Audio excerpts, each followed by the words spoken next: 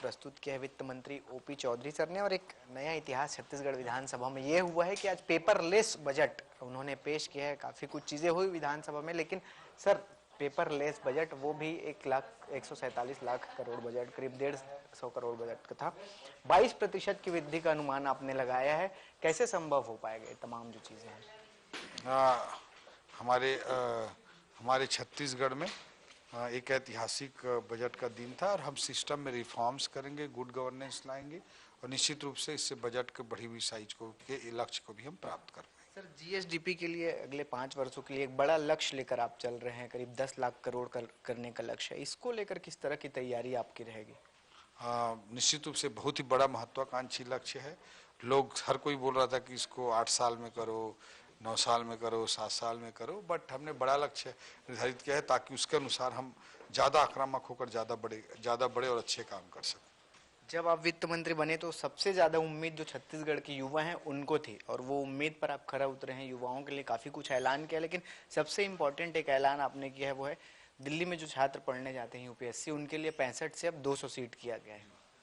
निश्चित रूप से हमारे युवा भाई बहन जो प्रतिभाशाली हैं और पैसे की कमी की वजह से यूपीएससी की तैयारी नहीं कर पाते, उनके लिए ये प्रावधान है, विशेष करके एसटी, एससी और ओबीसी वर्ग के युवा भाई बहनों के लिए। पहले 65 सीटों पे इस विशेष स्कॉलरशिप दी जाती थी, इसे बढ़ा करके 200 सीटों पे कर दिया गया है ताकि हमारे युवा भाई बहनों को अधिकाधिक मदद मिल सके। पहला काम डिजिटल पे आपने बजट पेश करने का किया, और उसके बाद तकनीक आधारित सुधार, भ्रष्टाचार रोकने और तमाम तरह के कवायद करने के लिए डिजिटल करने की बात आपने कही है।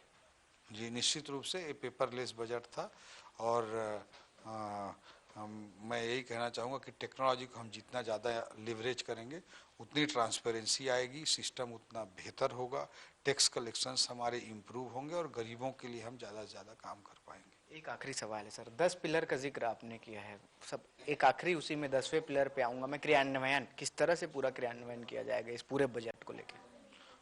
क्रियान्वयन अपने आप में एक पिलर है और क्रियान्वयन का सबसे ज़्यादा महत्व होता है। इम्पोर्टेंस ऑफ इम्प्लीमेंटेशन मैंने पॉइंट रखा है और ये बहुत सारी स्ट्रेटजिकल पिलर्स हैं, बट बहुत कमिटमेंट के साथ हमको इम्प्लीमेंट करना पड़ेगा, इम्प्लीमेंटेशन पर फोकस करना पड़ेगा, तभी हम रिजल्ट दे पाएंगे। हमारी सरकार इसके लिए कमिटेड है। बहुत बहुत धन्यवाद सर। तो आज छत्तीसगढ़ के लोगों का एक उम्मीद का जो बजट है वो वित्त मंत्री ओपी चौधरी ने पेश किया, और खुद युवा हैं और युवाओं को जो उम्मीद थी आज उस बजट के माध्यम से उन्होंने युवाओं की उम्मीद को भी पूरा किया है। कैमरा पर्सन डीके सिन्हा के साथ श्रीकांत यदू, साधना न्यूज, रायपुर। अमृत